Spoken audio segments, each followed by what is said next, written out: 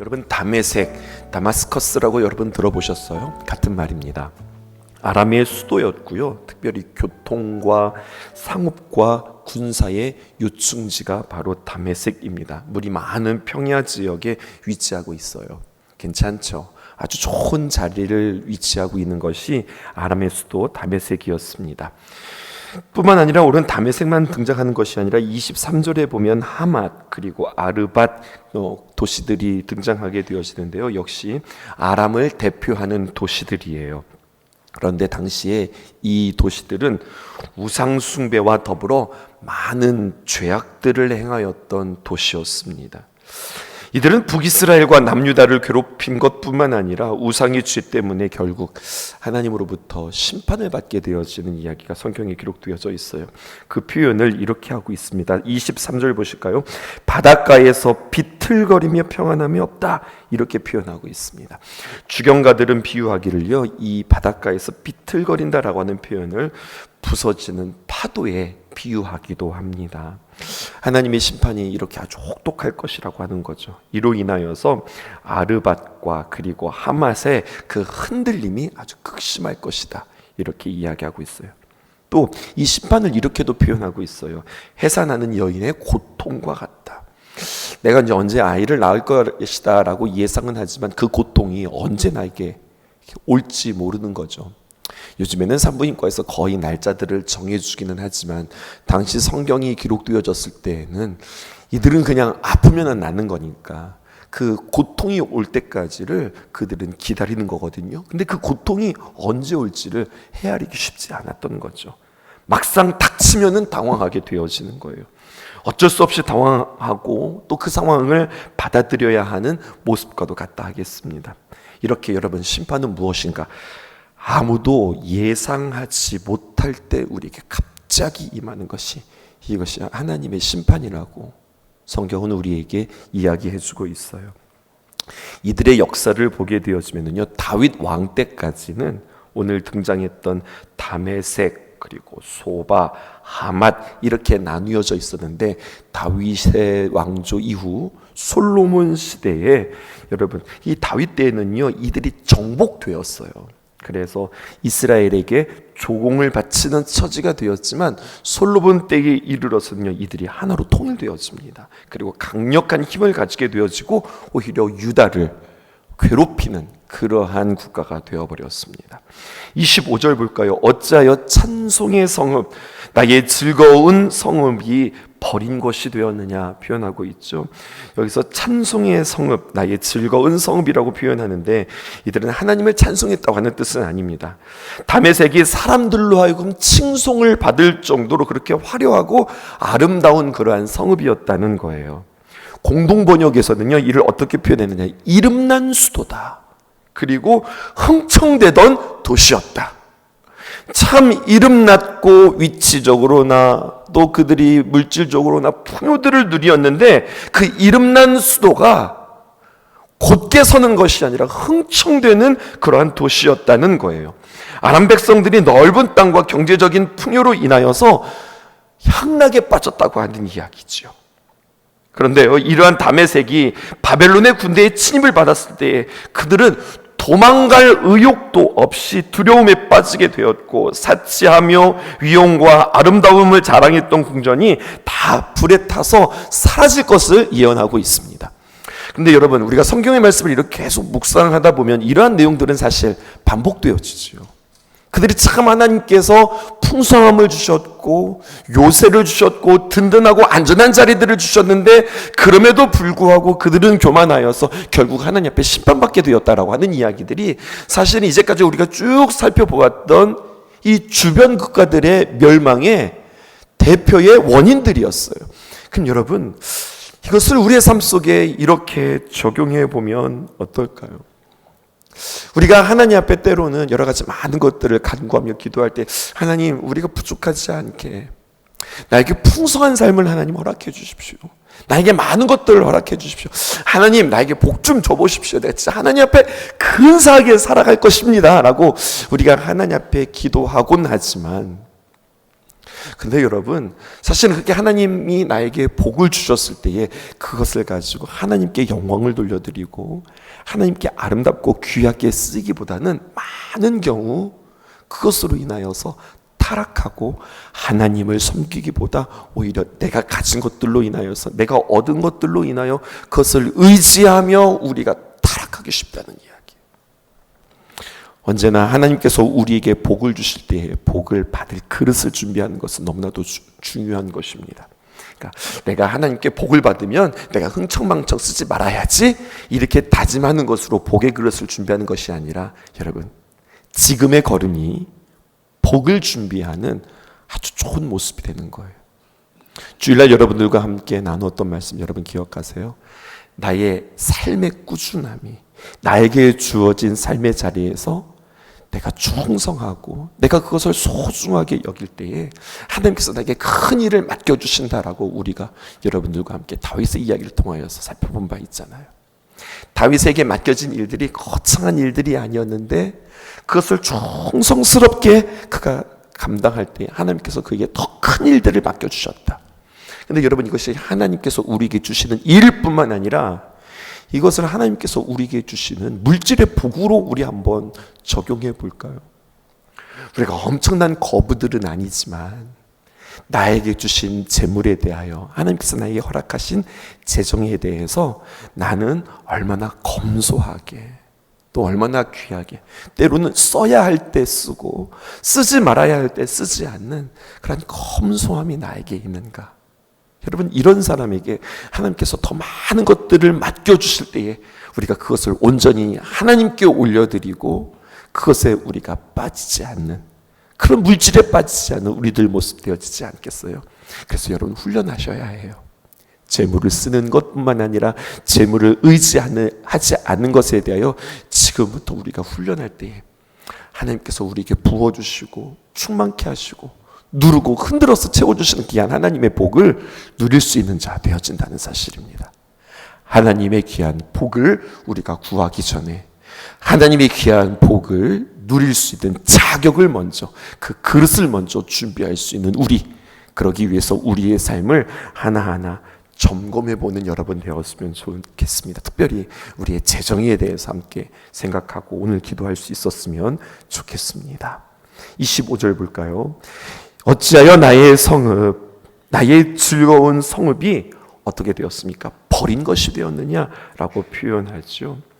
여러분, 이 버린 것이 되었다라고 하는 것의 원어적인 의미는, 저는 이 말씀 너무 두려워요. 뭐냐면 그들이 흥청망청, 그들이 타락할 때 하나님께서 그들을 내버려 두시는 것으로 그들의 심판을 대신한다는 거예요.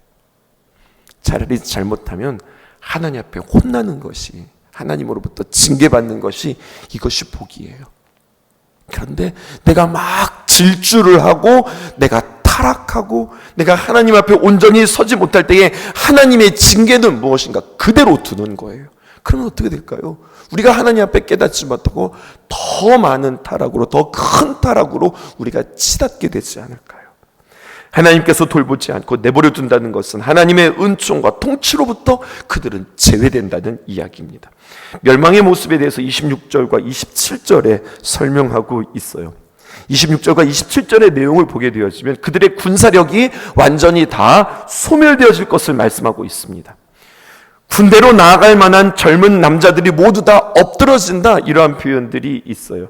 다메섹이 더 이상 일어서지 못하게 하신다는 말씀인데, 결국 다메섹은 기원전 581년에 오늘 예언의 말씀처럼 바벨론에 의하여서 멸망당하게 되어집니다. 우리는 우리의 시선을 언제나 하나님께 향하고 하나님의 주권을 의지하고 그리고 하나님의 뜻대로 통치되어지기를, 역사의 주인과 열방의 주인은 하나님이십니다, 이것을 오늘도 잊지 않고 주님 앞에 고백하는 저와 여러분 되기를 주님의 이름으로 축복합니다. 28절에서 33절까지는 게달과 그리고 하솔이 받을 심판의 내용입니다. 28절은 제가 29절 여러분들이 읽어보실게요. 바벨론의 느부갓네살 왕에게 공격을 받은 게달과 하솔 나라들에 대한 말씀이라. 게달과 하솔에 대해서 지금 묶어서 하나님께서 심판하시는 거예요. 여호와께서 이와 같이 말씀하시되 너는 일어나 게달로 올라가서 동방 자손들을 황폐하게 하라. 29절. 너희는 그들의 장막과 양떼를 빼앗으며 휘장과 모든 기구와 낙타를 빼앗아다가 소유로 삼고 그들을 향하여 외치기를 두려움이 사방에 있다 할지니라. 게달의 민족, 우리한테는 조금 어색하고 낯선 표현이죠. 이스마엘의 둘째 아들인 게달의 후손입니다. 게달이라고 하는 말은요, 게다르라고 표현하기도 하는데 검은 천막에 사는 사람들이라고 하는 뜻이에요. 가축의 검은 털로 만든 천막으로 아주 유명합니다. 에스겔서 27장 21절에 기록되어져 있어요.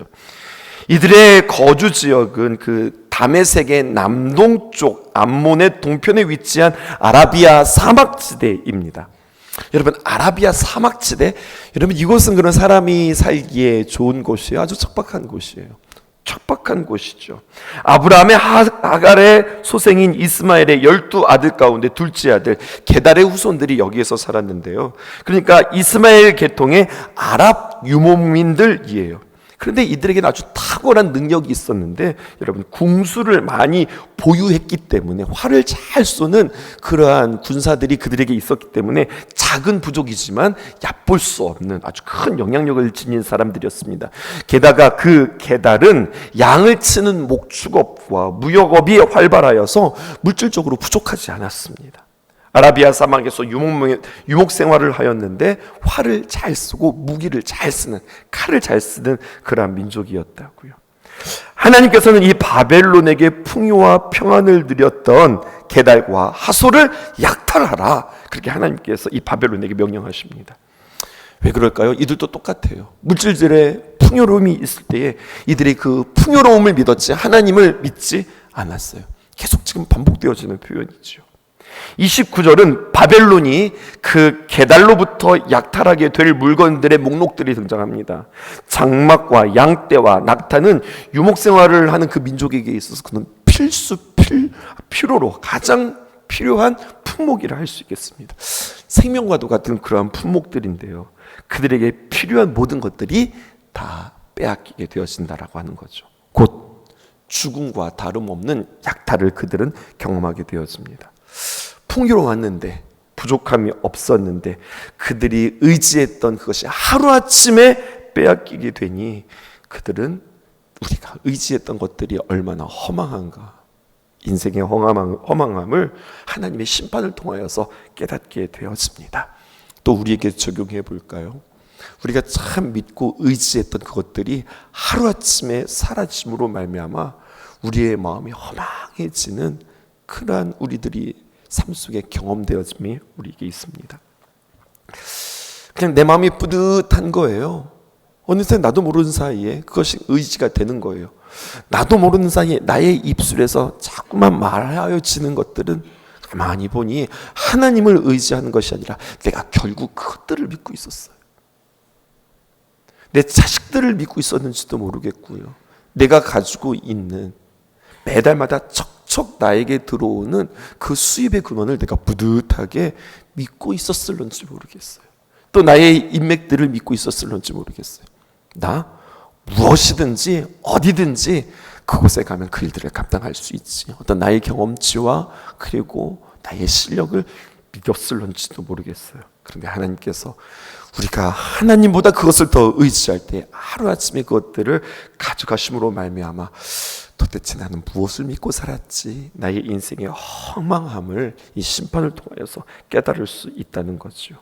우리는 조금 더 큰 보금자리로, 조금 더 편안한 삶으로, 풍요로운 삶으로 계속해서 늙혀가고 그리고 나아가고자 하는데, 우리에게 있는 모든 것을 하나님께서 주시기를 감사하기보다 내가 조금만 더 늘 키우고 또 그리고 갖고 그리고 그것에 머무는데 우리의 마음들은 빼앗기고 있지는 않은가 생각해 보십시다. 욥은 이렇게 고백하죠. 주신 이도 여호와시요 또 거두는 이도 여호와시니 여호와의 이름이 찬송을 받으실지니다, 이렇게 이야기하고 있어요. 우리는 당연히 하나님을 찬송하는 사람들 아니에요. 그런데 하나님을 찬송하는 우리들이지만 가만히 보면 하나님을 찬송했던 것이 아니라 어쩌면 우리들의 소유와 우리가 의지했던 것들을 찬송했던 우리들의 모습은 아닌가 생각해 봅니다. 이어서 30절에 보면은요, 하솔의 주민들에게 향한 세 개의 짧은 명령이 등장합니다. 너는 도망하라, 너희는 멀리 가라, 깊은 곳에 살라입니다. 여러분, 이것은 실제로 도망가라는 이야기가 아니라 하나님의 심판이 그만큼 파괴적이라는 것을 우리에게 이야기하고 있어요. 31절부터 시작해서 33절은 하솔의 멸망의 구체적인 묘사입니다. 이 표현에 이런 것이 있습니다. 하솔은 고요하고도 그리고 평안히 사는 백성, 그래서 그들을 표현하기를 뭐라고 표현하냐, 31절 보실까요? 성문이나 문빗장이 없이 홀로 사는 국민으로 묘사되어지고 있습니다. 성문이 없어요. 문빗장이 없어요. 그런데도 살만했어요. 왜냐? 이들은 동방 유목민들이라 할 수 있는데요, 장막들을 들고 이주했던 사람들입니다. 성문이나 문빗장이 없어도 그들은 평안한 삶을 살 수 있었어요. 그처럼 풍요롭고 평화로운 삶을 살았던 그들이 우리가 이렇게 돌아다니면서 먼 지역에서 살고 있는데 누가 우리를 침략해 생각하는데 침략받을 거라고는 생각지도 못했던 사람들이거든요. 그런데 그들이 바벨론의 공격으로부터 처참하게 멸망하게 되었습니다. 여러분, 32절 볼까요? 우리에게 어려운 표현이 있습니다. 살적을 깎는 자들이라고 하는 표현이 있어요. 여러분, 살적이 뭐예요? 32절에 보면 관자놀이의 머리털을 바짝 깎는 자들이라고 그렇게 해석되어 있습니다. 다시 말해서 우리 그 귀 앞에 있는 구렛나루 있죠. 이 구렛나루를 바짝 깎았다라고 하는 표현으로 해석되어지기도 하는데요. 이 구렛나루를 바짝 깎는 관습을 가진 민족이 있었으니 바로 당시에 아랍 민족들이 그렇게 깎았다고 그래요. 아라비아 사막에 거주하던 이 아람 민족들 말입니다. 곧 게달과 하솔 같은 유목민 왕국의 마을도 장차 심판의 날에 하나님의 징벌의 도구인 바벨론을 통하여서 그들은 막 그 아라비아 광야에서 이동하며 살아가는 사람들인데도 불구하고 그들 또한 영영 황폐하게 되어질 것을 말씀하고 있어요. 또 하솔은 큰 뱀의 거처가 될 것이다 라고 이야기합니다. 여기서 큰 뱀이라고 하는 것은 정말로 그 스네이크, 뱀을 말하는 것이 아니라 히브리어 탄님이라고 표현되어져요. 이것은 자칼로 번역되어지기도 하고 승냥이나 아니면 시랑이나 아니면 여우들로 번역되어지는데 거친 황무지에 사는 짐승들을 말하는 겁니다. 그와 같이 황폐하게 되어지고 사람이 살지 못하는 곳이 되어서 그 땅은 황무지가 되어질 것이다, 이것을 이야기하는 겁니다. 이제 마지막 34절에서 39절에 엘람이 등장하고요, 엘람이 받을 심판에 대해서 이야기하고 있어요. 34절, 유다 왕 시드기야가 즉위한 지 오래지 아니하여서 엘람에 대한 여호와의 말씀이 선지자 예레미야에게 임하여 이르시되, 그러니까 시드기야가 즉위한 지 오래되지 않아서 엘람이 이제 망하게 되어지는 예언을 만나게 되었습니다. 높은 지대라고 하는 뜻이 바로 엘람이에요. 이란의 고원의 남부 지역에 위치하고 있고 수도 수산성은 엘람이 멸망한 뒤에 페르시아의 수도가 되어질 정도로 아주 중요한 위치에 있었다고요. 그러니까 페르시아가 나라를 정복할 때에 이 엘람을 자신의 수도로 삼을 정도로 그 지역이 아주 매력적인 아주 좋은 지역이었어요. 엘람이 멸망했어요. 그 구체적인 이유가 무엇일까요? 35절과 36절입니다. 만군의 여호와가 이같이 말하노라, 내가 엘람의 힘의 으뜸과는 활을 꺾을 것이요. 36절, 하늘의 사방에서부터 사방 바람을 엘람에 오게 하며 그들을 사방으로 흩트리니 엘람에서 쫓겨난 자가 가지 않는 나라가 없으리라. 엘람이 유명한 게 있네요. 그게 바로 무엇이냐면 활이었습니다. 활로 유명했기 때문에 엘람의 활을 꺾으신다고 하는 것은 그의 나라를 무력화시키고 그들을 파면에 내던진다고 하는 주님의 말씀입니다. 엘람은 교만했네요. 무엇으로 교만했습니까? 활과 칼과 같은 무기를 잘 다루는 군사력이 우리에게 있다, 이것을 자랑했는데 그 자랑을 하나님께서 꺾으셨습니다. 유다왕 시드기야는 바벨론에 의하여서 왕위에 올랐음에도 불구하고 바벨론을 대항하지 말아라 라고 하는 하나님의 말씀에 순종하지 않지요. 그리고 자신의 젊음, 그리고 자신의 후원자로 여겼던 애굽, 이집트를 의지하기 때문에 결국 멸망의 길로 가게 되었는데요. 엘람도 똑같아요. 시드기야와 마찬가지로 강한 활과 군사력을 의지하다가 결국 멸망하게 되었습니다. 그러면 우리는 이것을 반면교사 삼아야죠. 하나님을 의지한다고 하는 것은 무엇일까요? 더 구체적으로 표현하면 이런 겁니다. 반드시 죄에 대해서는 하나님께서 심판하신다는 거예요. 반드시 하나님의 기쁨에 대해서는 하나님께서 우리에게 복을 주신다고 하는 거예요. 우리는 우리 스스로 죄에 대해서 하나님께서 기뻐하시지 않는 것에 대해서 우리는 사람인데 뭐 살아가는 게 그렇지 뭐라 하면서 이 죄에 대해서 민감하지 못해요. 우리가 하나님 앞에 나와서 하나님의 귀한 말씀을 듣는 이유는 무엇입니까? 내가 하나님과 함께 거래하기 위해서, 아니면 자꾸만 나의 삶에 대해서 하나님께 주장하기 위하여서 하나님 앞에 나와 예배하는 것이 아니라 나의 삶에 대해서 하나님께서 계속 말씀으로 조명하면서 비추어 주실 때에 내가 이렇게 살면 안 되는 거구나. 내가 심지어 이런 마음조차도, 내가 심지어 이런 말조차도, 이렇게 바라보는 나의 시선조차도 나는 하나님께서 나에게 주시는 말씀이 이렇게 내가 걸어가는 시선과 마음과 말과 모든 방향성에서 나는 돌이켜야 하는구나. 주님과 동행한다고 하는 것은 그냥 같이 걸어가는 것이 아니라 자꾸만 내가 삐뚤어지는 걸음들을 내가 주님과 함께 바로잡겠다고 하는 이야기예요. 이게 주님 앞에 서는 것이고, 이것이 내가 어떤 무엇인가를 이루는 것이 아니라 그러한 의도와 그러한 결단을 하나님께서는 의롭다고 여기시는 거예요. 하나님과 동행하는 삶, 거기에는 죄가 단 하나도 있을 수 없다는 이야기입니다. 죄는 그냥 하나님께서 우리에게 묵인하시지 아니하시고 심판하신다고 오늘 주님께서 우리에게 말씀하세요. 37과 38절, 여호와의 말씀이니라. 내가 엘람으로 그의 원수의 앞, 그의 생명을 노리는 자 앞에서 놀라게 할 것이며 나의 재앙 곧 나의 진노를 그들 위에 내릴 것이며 내가 또 그 뒤로 칼을 보내어 그들을 멸망시키리라. 여러분, 하나님의 귀한 멸망은요, 앞에서 진행되는 것이 아니라 뒤에서 진행되네요. 38절 보실까요? 내가 보좌를 엘람에 주고 왕과 고관들을 그곳에서 멸망하니라. 여호와의 말씀이니라.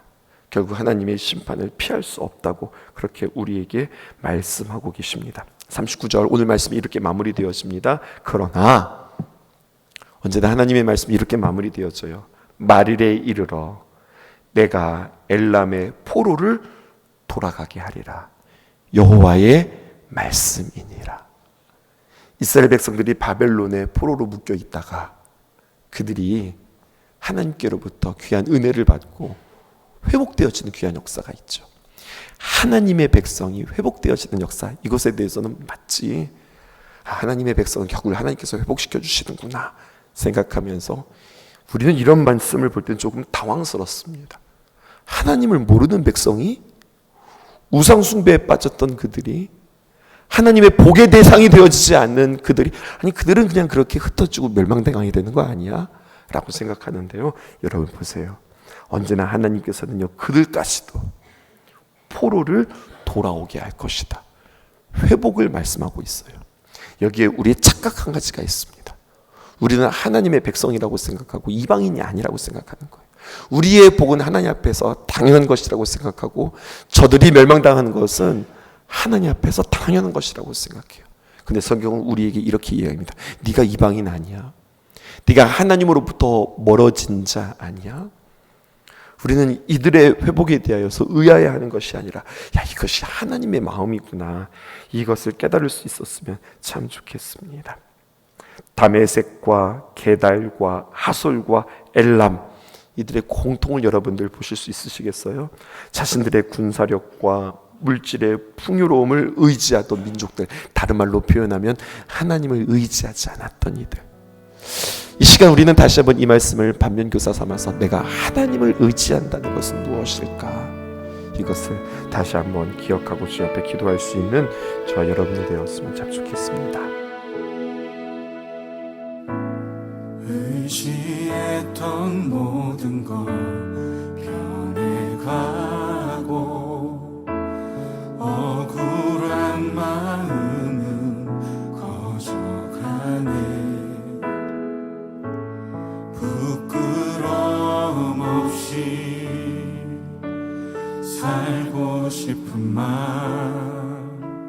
주님 아시네.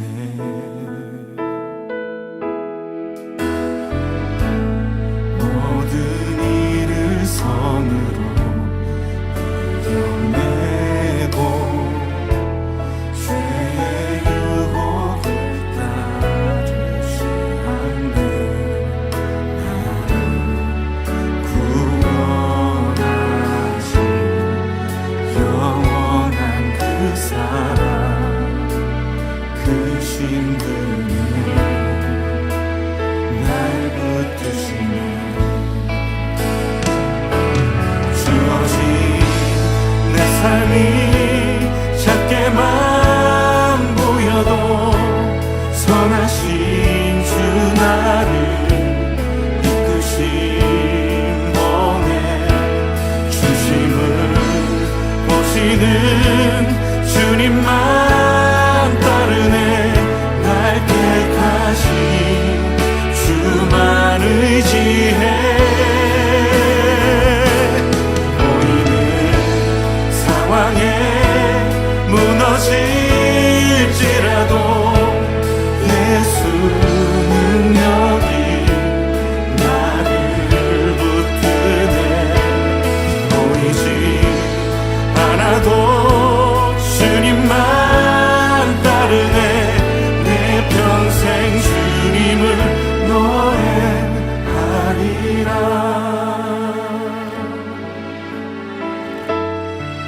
모든 일을 선으로,